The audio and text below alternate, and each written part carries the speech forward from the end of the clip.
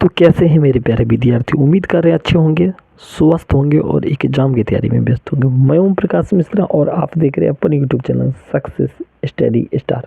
तो मेरे प्यारे विद्यार्थियों, आज मैं आप सबको पढ़ाने वाला हूँ विज्ञान का मॉडल सेट का ना VVI ऑब्जेक्टिव क्वेश्चन बताने वाले हैं और सब्जेक्टिव क्वेश्चन वाले हैं।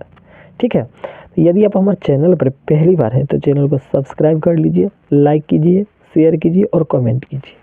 ठीक है, तो चलिए मैं आप सभी को प्यारा तरीका से पहले ऑब्जेक्टिव क्वेश्चन करवा देते हैं। चलिए पहला क्वेश्चन क्या है। पहला क्वेश्चन है, समतल दर्पण की फोकस दूरी होती है, तो इसका फोकस दूरी क्या होता है। तो याद रखिएगा, जब भी समतल दर्पण रहेगा तो उसका फोकस दूरी अनंत होगा। ठीक है, अगला, वास्तविक प्रतिबिंब दर्पण की किस ओर बनते हैं। तो वास्तविक प्रतिबिंब दर्पण के हमेशा किस ओर, तो दर्पण के आगे बनते हैं। कहाँ बनते हैं, दर्पण के आगे। तीसरा, यदि आपतन कोण 30 डिग्री हो तो परावर्तित किरण एवं आपतित किरण के बीच का कोण कितना होगा। तो कितना होगा, तो ये 60 डिग्री होगा। एक दर्पण पर आपतित प्रकाश की चाल C है, तो परावर्तित प्रकाश की चाल क्या होगी। तो आपको ये जो बाबू लोग होगा ये सिर्फ C होगा। ठीक है, अगला, गोलीय दर्पण में तृतीय चिन्ह प्रॉपर्टी के अनुसार मूल बिंदु लिया जाता है। कहाँ मूल बिंदु लिया जाता है, तो मूल बिंदु बाबू लोग जो लिया जाता है ध्रुव पर लिया जाता है। कहाँ लिया जाता है, ध्रुव पर। जब प्रकाश सघन से विरल माध्यम में जाता है तो उसकी गति क्या होता है। तो उसका गति जो हो जाता है बढ़ जाता है। अगर यही जब सघन से विरल में गया तो बढ़ गया, यही विरल से सघन में जाता तो घट जाता। ये भी आपको याद रखना जरूरी है। चलिए 7 नंबर, अपवर्तन के कारण कौन सी राशि बदलती है। तो कौन सा राशि बदलता है बाबू लोग, तो आपको याद रखना है आवृत्ति, तरंगदैर्घ्य दोनों बदलता है। तो यानी ये भी हो जाएगा, ये भी दोनों, ये भी हो जाएगा, ये भी दोनों। ठीक है, अगला, 50 सेंटीमीटर फोकस दूरी वाले लेंस की शक्ति। तो लेंस का शक्ति क्या हो जाएगा, आपको ये 2D हो जाएगा। तेलीय कागज कैसा होता है। तो तेलीय कागज जो आपका होता है परभाषक होता है। ठीक है, प्रकाश की चाल न्यूनतम कहाँ होता है। तो प्रकाश की चाल न्यूनतम होता है कांच में। कहाँ होता है, कांच में।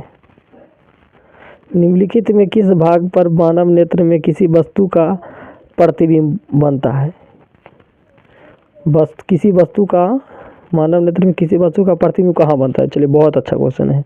तो आपको याद रखना होगा दृष्टि पटल पर। कहाँ, दृष्टि पटल पर।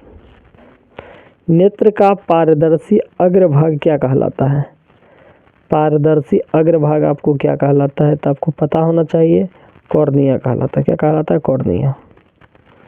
अगला, बाइफोकल लेंस द्वारा कौन सा दोष सुधारा जाता है। तो कौन सा सुधारा जाता है, तो आपको पता होना चाहिए जरा दृष्टि दोष।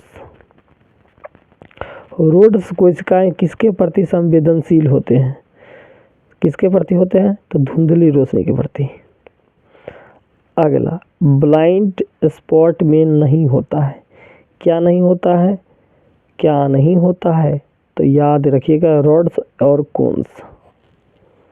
चलिए अगला, विद्युत फ्यूज विद्युत धारा के किस प्रभाव पर कार्य करता है। तो विद्युत फ्यूज किस प्रभाव पर कार्य करेगा, चुंबकीय या ऊष्मीय या रासायनिक। तो आपको याद रखना ऊष्मीय पर।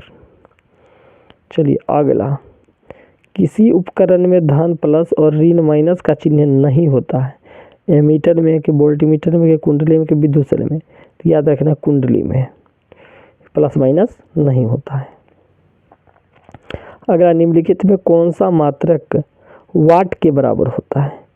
तो वाट के बराबर कौन होता है, जूल बट्टा सेकेंड या जूल पर सेकेंड भी इसको कहिए।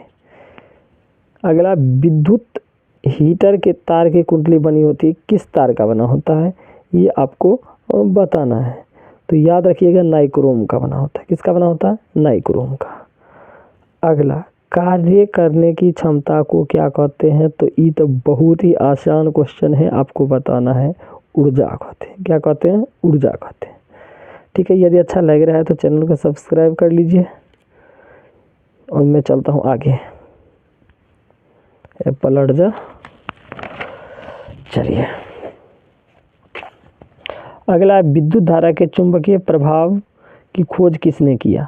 ये तो बिल्कुल और आसान है, जिसका आप लोग देखते हैं कहिएगा सर ये ऑस्टेट ने कहा था। किसने कहा था?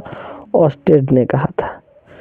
चलिए अगला क्वेश्चन, चुंबकीय बल रेखा की प्रकृति कैसन होता है? तो आपको याद रखना है काल्पनिक होता है। चलिए आज इतना ही रखते हैं। यदि अच्छा लगा हो तो चैनल को सब्सक्राइब, लाइक, शेयर अवश्य जरूर करें। धन्यवाद।